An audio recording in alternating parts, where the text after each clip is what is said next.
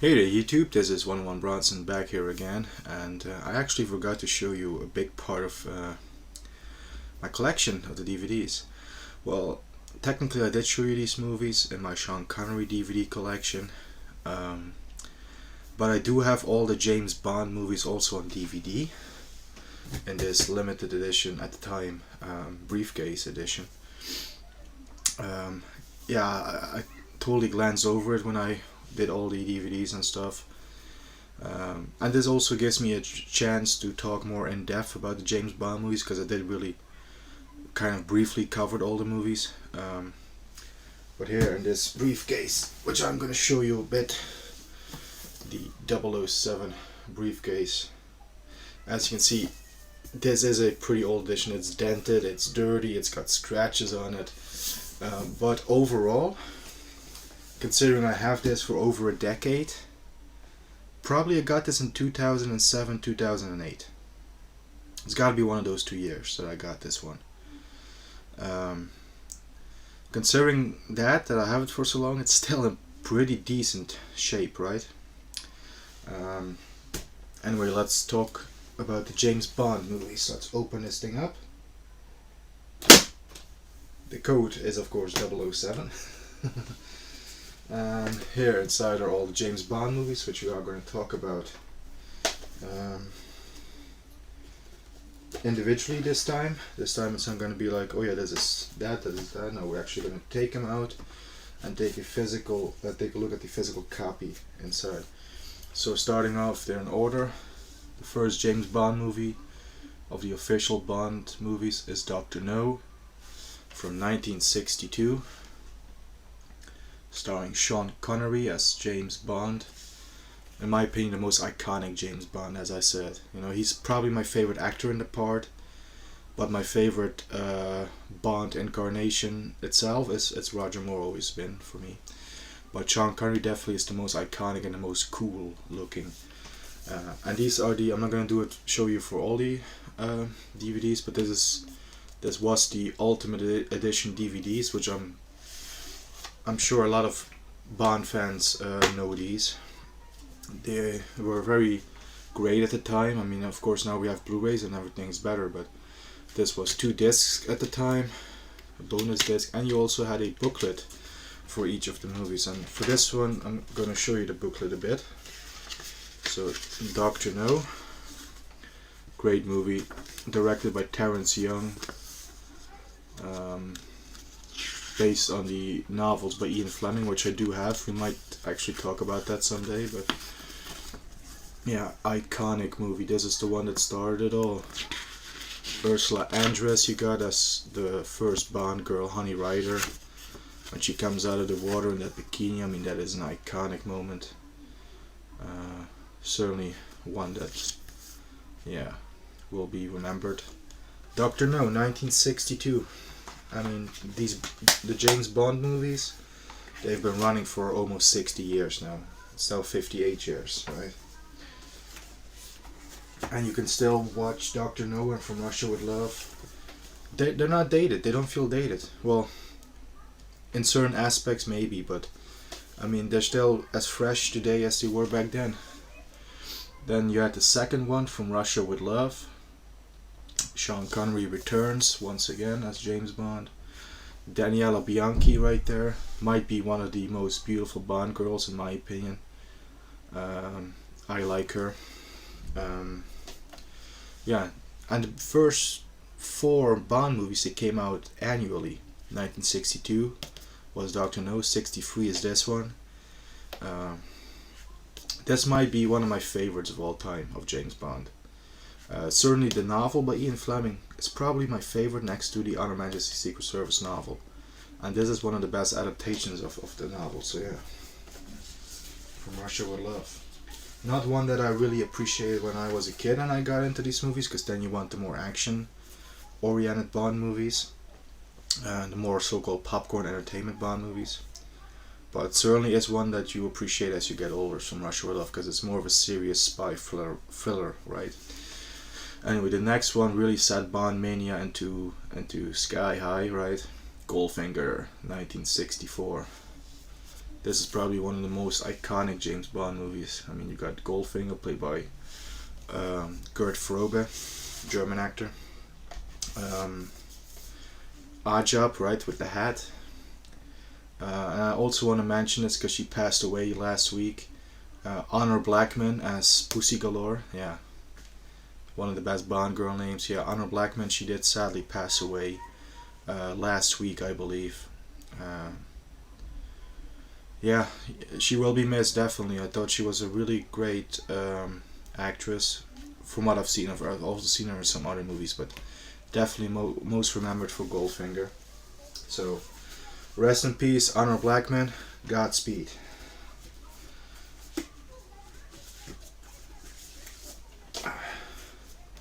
And then you had Thunderball, the fourth James Bond movie. And this one has always been regarded for me as one of the lesser Bond movies, especially with Connery. I know this is loved by a lot of people. I mean, I think people are divided. There's people that are like it's too slow and too much underwater stuff. In that category is where I fit in. And there's people that are like it's a great 60s iconic James Bond movie. And it is. I do see that. But for me, the movie has always been a tad bit too slow with all the underwater sequences. If they cut a few minutes out, I would appreciate a hell of a lot more. But it's still a great movie. I don't hate any James Bond movie, as I said previously. I love all the James Bond movies. It's just that I like some over the others, right? So yeah. So that was in 1965. And by then it took 2 years to make a Bond movie. And then we got in 1967. You Only Live Twice, and twice is the only way to live. I remember the trailer for this. Anyway, this is also a pretty great James Bond movie where they send James Bond to Japan. We get introduced to Blofeld in this movie, played by Donald Pleasence, the ever amazing Donald Pleasence. I love that guy. Yeah, I love the Oriental setting, in Japan. The volcano lair at the end is a great set piece there. Great action sequences in the volcano. Definitely one of the more iconic James Bond movies. I mean, Blofeld here pretty much is the Blofeld that they parody in Austin Powers, right? So yeah. Anyway, after You Only Live Twice, Sean Connery decided to move on to different projects. He was kind of sick of the role of Bond. He didn't want to be typecast and stuff. And during You Only Live Twice, the media pressure got to him a bit. So we got the next movie in 1969, On Her Majesty's Secret Service, for which I once again have the poster right there behind me. As I have said before, this is actually my very favorite James Bond movie, and for this one we got George Lazenby, a former Australian male model. Yeah, taking over the role from arguably the biggest superstar at the time. Say what you will about George Lazenby, but just consider that fact. You're in the 60s, and you're the one that's taking over from Sean Connery as James Bond. Now, with that in mind, did he do so bad? Would you have done better? I mean, you have to give it to him. I mean, the pressure on him must have been enormous, right? Anyway, it's my favorite movie. You got Telly Savalas as Blofeld, the amazing Diana Rigg as Tracy. The music score by John Barry. I haven't even talked about the music so far. All of the Bond movies with John Barry scores, they're pretty much great, right? I think that's pretty much well known. Even some of the other composers have done a great job. David Arnold is one of them, right? But John Barry's score for On Her Majesty's Secret Service, the soundtrack, that's a killer soundtrack. I love that soundtrack. It's my favorite Bond soundtrack, I think. There are tracks in Moonraker and other movies from John Barry that come close, but I think Majesty's is still one of the best. Anyway, On Her Majesty's Secret Service didn't really do that well at the box office. I mean, compared to the other Bond movies, anyway. So they did get Sean Connery back for one more James Bond movie, Diamonds Are Forever. forever, forever. um, got the lovely Jill St. John as the Bond girl, Tiffany Case, and she looks absolutely stunning in a bikini as well. Do got my least favorite Blofeld here, Charles Gray. If I would have to rank the old timeline, you know, because we do have a reboot timeline now, if I had to rank all the Blofelds from the 60s and 70s, Telly Savalas would probably be my best, my favorite. Then I would go for Donald Pleasance, and then I would go for Charles Gray. But yeah, Diamonds Are Forever, not the best Bond movie again. It's not that I hate it or anything, but Connery could have gone out on a better movie, right? They could have done something better, especially after On Her Majesty's Secret Service. It's a big disappointment to watch Diamonds Are Forever. Because you got, you know, I don't want to spoil it for people that don't know the movie, but you got that tragic ending on On Her Majesty's Secret Service, and then you followed up with a really campy movie. I mean, Diamond should have been a really gritty, tough revenge flick in my opinion, but anyway, Diamonds Are Forever was pretty successful, but Sean Connery definitely said adios to the role, and so we definitely needed a new actor for James Bond, and that turned out to be Sir Roger Moore in Live and Let Die in 1973. Live and Let Die, great song by Paul McCartney and the Wings, probably one of my favorites. Got the lovely Jane Seymour as the Bond girl here, and this is like a blaxploitation James Bond movie actually. So I guess I was lying when I said that Coffee was my only blaxploitation movie I have, because this is pretty much well, James Bond is white, Felix Leiter is white, but 90% of the cast here is actually African American actors, right? Black actors. So yeah, but a pretty good one. Great debut for Roger Moore in my opinion. Like I said, he is my favorite James Bond. I just love his dashness. He's really a gentleman. I love his English gentlemanly like behavior and stuff, right? Live and Let Die was a big success, and Roger Moore did return 1 year later. This was 1974 in The Man with the Golden Gun, which is definitely a wasted opportunity for a film. I mean, this had a great premise. I mean, Bond going up against the world's most deadliest assassin, played by the awesome Christopher Lee. You had some great Bond girls in Britt Eklund. She looks great, let's be honest, but the character really was a dim-witted, yeah, I don't even want to get into it. You do have this great henchman Knick-Knack. I love the little guy, I can't help it. But no, this should have been pretty, it should have been more darker, I think. That wouldn't have fit with Roger Moore, but they could have tried to work out, because they do try to make Roger Moore more darker in this movie anyway, so. Because Roger Moore does slap women in this movie, so yeah. Which is something that he never did in other movies, but Connery did that, so yeah. Anyway, The Man with the Golden Gun wasn't that big of a success. I'd actually need a drink of something quickly. So Man with the Golden Gun wasn't that big of a success. And they actually had to, from what I've heard, I don't know if it's true or not, but it's a great story.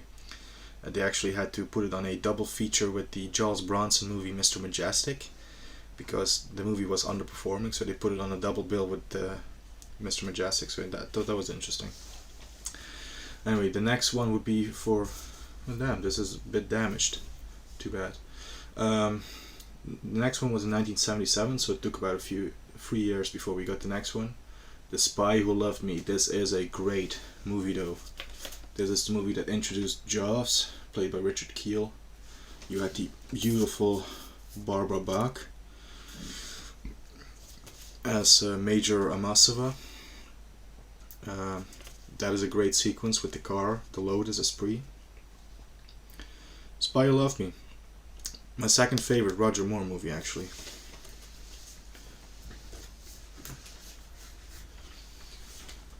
And then you got probably what fans consider to be the most silliest James Bond movie, Moonraker from 1979. For me, it's a real guilty pleasure. I just love Moonraker, and I don't know, maybe it's because this one was probably my favorite, or one of my favorites when I was a kid.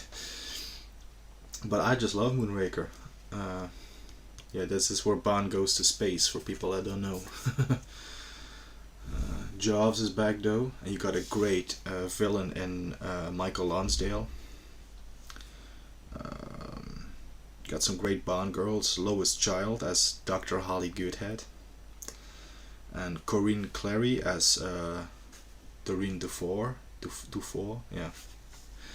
Anyway, beautiful women. Yeah, as usual in the Bond movies, right? But yeah, Moonraker. Love it or hate it, but for me, I have a huge soft spot for Moonraker. Then the next one in 1981, they tried to go back to basics. This is actually probably the most serious and most straightforward Roger Moore Bond movie. This one didn't really have a lot of gags, and even they ditched the gadgets for this one. For Your Eyes Only. First movie directed by John Glenn in the Bond movies. He was a second unit director previously. You got the beautiful Carol Bouquet. I think she would definitely be my top 10 Bond girls list, just on looks alone. I mean, yeah. Great. The song by Sheena Easton is actually probably one of my favorite James Bond theme songs. I listen to it a whole lot. You know, even outside of the movie, I just I have it in a lot of playlists of 80s songs. You know, What For Your Eyes Only, Sheena Easton. I think it's a great song. The music score by Bill Conti is hit and miss. I love Bill Conti as a composer, but certain tracks in here kind of a miss. But yeah. For Your Eyes Only, my favorite Roger Moore movie. Then you had this next one in 1983 in Octopussy, with Maud Adams as Octopussy. She was actually previously in The Man with the Golden Gun, and she returns here as a different character. This is a great 80s action film if you ask me. And this is a really entertaining Bond movie. It certainly isn't one of the best or one of the greatest, but I really don't mind it at all. Great entertaining movie. I love the setting in India. Got a great Bond girls in Maud Adams and Christina Wayborn. Louis Jourdan, I think, is a great villain.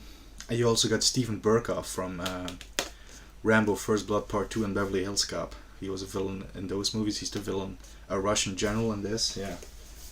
Or colonel, I believe, not a general. I actually don't remember that right away. But so yeah, so far Roger Moore's movies is the only one that I'm like, it's The Man with the Golden Gun. The other ones I actually like. But then you do have his swan song, A View to a Kill. Yeah, Grace Jones. Tanya Roberts. Christopher Walken is in the movie too. I do like Christopher Walken in this movie. I've never been the biggest fan of Grace Jones. I'm sorry, but I think in the movie she is okay. I don't really mind her that much in the movie, but Roger Moore should have really quit while he was ahead with Octopussy, or he should have just not have his face touched up, because they touched up his face for this movie so that he would be looking more younger, and he just looks like really weird and plasticky in the movie. And I do love Roger Moore with all due respect, right? As an action movie, there's a lot of good action sequences, but as a Bond movie, it's like really weird, right? Yeah. Anyway, then you had Timothy Dalton taking over in The Living Daylights, which is actually one of my least favorite Bond movies. Although I did watch it recently, because I have been kind of watching the Bond movies. I was actually watching them in anticipation for the new Bond movie, but you know, that ship has sailed by now. We have to wait till November. But I'm still watching the Bond movies, and I actually did watch this the other day. It has grown on me, but it's still actually one of my least favorites. It will be down at the bottom for me. But I do like Timothy Dalton as James Bond. I have no real problems with him. I think he does a pretty good job, actually. But yeah, Living Daylights I've never really been the biggest fan of. This is, in my opinion, the far superior movie of the two that Dalton did. License to Kill. Again, I watched this one recently. This is probably one of the best 80s action movies, let alone a James Bond movie. Great explosions in this movie. You got the Benicio del Toro in one of his first parts. You got Carrie Lowell, I think is a great Bond girl. She is really hot. Talisa Soto, right? Is that her name? Yeah. You got Robert Davi as the villain. You got a great 80s score, action score by Michael Kamen, who did Die Hard and Lethal Weapon. It's really reminiscent of that, but then with a Bond flair thrown in. I mean, I like it. License to Kill, I think, is a great 80s action movie, and then it's also a great gritty James Bond revenge story. So yeah, this one didn't do so well at the box office though, but that's because it like had competition of Lethal Weapon 2, Indiana Jones, and The Last Crusade. 1989 in the summer, yeah. Back to the Future, I believe, was one of the competition. So yeah. But anyway, I like the movie anyway. And then you had Pierce Brosnan as James Bond in GoldenEye, which I did state in the Sean Connery collection DVD collection overview that this has never been one of my favorites as well. And again, this is actually the most recent one that I watched. I actually watched this one. I actually watched the two Dalton ones, and then I watched this after, also recently. And again, it's every viewing it's growing on me a bit, but I never really seen the big wow factor that a lot of people have with this movie, right? For me, it's like a little bit overrated. That's not to take anything away. I still think there's great action sequences in it. Robbie Coltrane, I see here in the back, he's always great. You do have a great cast of characters. Jodan Baker, Famke Janssen, Sean Bean, right? I mean, it does have a good cast, but the music score by Eric Serra sucks. Sorry, it just does. The song by Tina Turner is great, yes. But for me, it's a little too slow at some places. And I think that would, yeah. Anyway, I still do like him, and I do like Pierce Brosnan as James Bond. You know, I like Pierce Brosnan as an actor. It's just him I don't have a problem with as Bond, but it's just that his movies has never really been consistently good, right? Because for me, GoldenEye's like, right, yeah, it's a good movie, but nothing more. But yeah. Anyway, before I start rambling on, the next one was Tomorrow Never Dies from 1997, the year I was born in. So always great movies that were made in that year. No, but I do like Tomorrow Never Dies. Again, just like with Octopussy, I think this is a really entertaining popcorn action James Bond movie, right? Great locations. Once again, one of them is China. They also go to Germany in this movie, actually. And you do have a great over-the-top villain in Jonathan Pryce. Terry Hatcher, I think, is beautiful. Yeah, Tomorrow Never Dies, 1997. In my opinion, is a really entertaining Bond movie. Then you had my favorite Pierce Brosnan movie, The World Is Not Enough, from 1999. This is my favorite Pierce Brosnan movie. I mean, say what you want about Denise Richards. Yeah, she is pretty unbelievable as a nuclear physicist, right? She is pretty good looking though. You know, she's definitely not hard on the eye.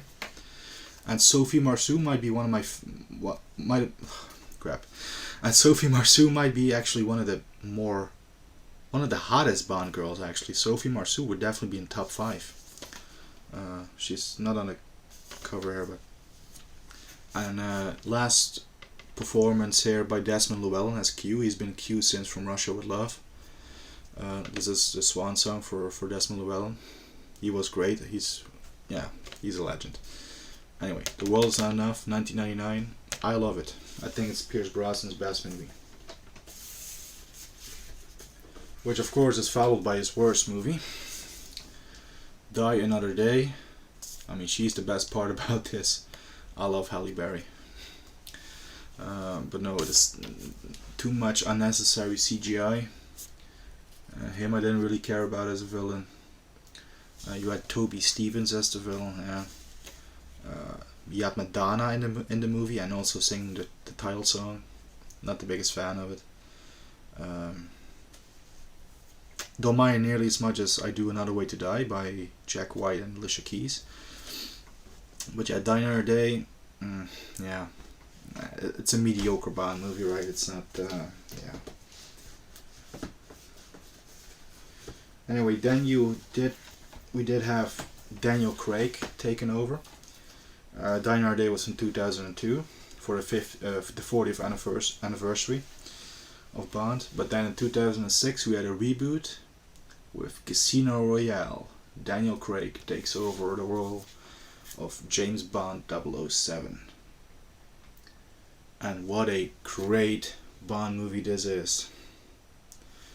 I mean, if it weren't for Skyfall, this would be my favorite Daniel Craig movie. Skyfall is my favorite, but this one follows really closely.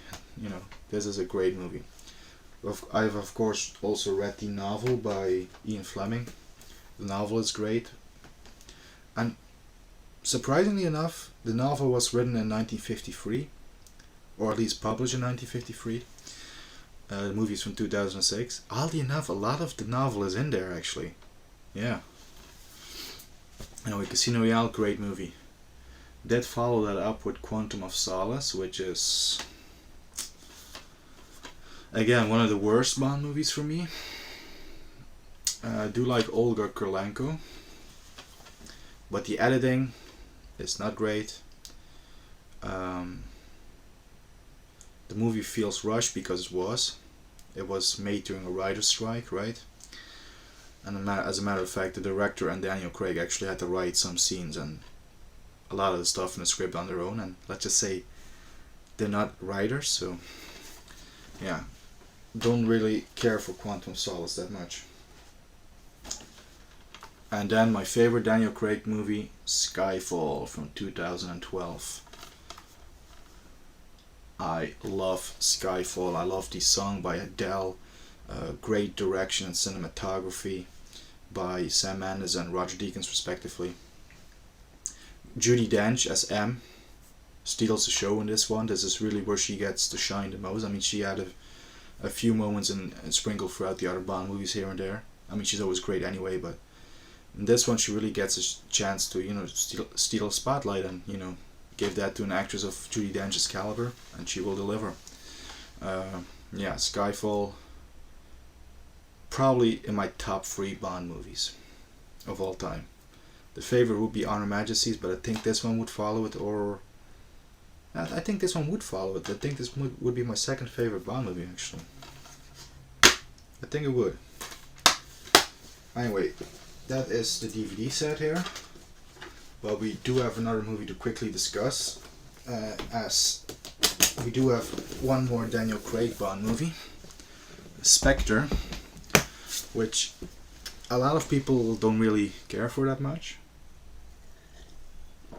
I myself have never minded. I do remember vividly seeing it in the cinema on opening day, and I mean, for Bond it's always opening day for me. The first movie I saw in theaters of the Bond series was Quantum. Yeah, that was a disappointing one, but we did follow that up with Skyfall in 2012, and that, like I said, I loved every minute of it. I don't know, like I said, Spectre, yeah, it was a big thing back in 5 years ago now. I remember it was a special like premiere night actually. You had to dress up for it and everything. A few buddies of mine went along, and we watched Spectre, and I was excited for it. I was watching every trailer. I was, you know, watching all the Bond movies right before it, and playing all the Bond video games and reading the Bond books. That was really a big Bond mania year for me. I was like, oh yeah, Spectre, it's gonna be the return of Blofeld, and Christoph Waltz is in it, and Sam Mendes directs again after Skyfall. It's gonna be a continuation of Skyfall, right? Because now we do have M, played by Ray Fiennes, and Naomi Harris as Moneypenny. And I was really looking forward to Spectre, and I have to say, I love Spectre actually. I'll take it over Quantum of Solace any day. I'll take it over Thunderball. I'll take it over Living Daylights. I like Spectre. I love Christoph Waltz actually. I know he's gotten a lot of negative responses from Bond fans because I do watch some reviews and stuff, right? But I didn't really mind Christoph Waltz. Okay, yeah. Total honesty, the fact that they made them brothers is stupid. Yes, I'm with you on that. But I like Christoph Waltz, so yeah. Anyway, that's all the James Bond movies on DVD. And a little bonus talking about Spectre there. But yeah, now you all have the my official full thoughts on all the Bond movies. Believe me, it's not 100% my full thought on every one, because there's too much to talk about, you know, with every Bond movie. I mean, the thing about the Bond movies is, to really give you guys my full opinion on every one, I would have to do the movie reviews on it. So yeah, I might do that. That might be something that's coming. But yeah, the James Bond movies. Anyway, let's get a little discussion going in the comments. What's your favorite Bond movie and why? And yeah, let's get a little conversation going, like I said. So yeah, anyway, thank you all for watching. I will be back, as Arnold Schwarzenegger would say. I'll be back, right? And so long for now, guys. Have a good one. Stay safe.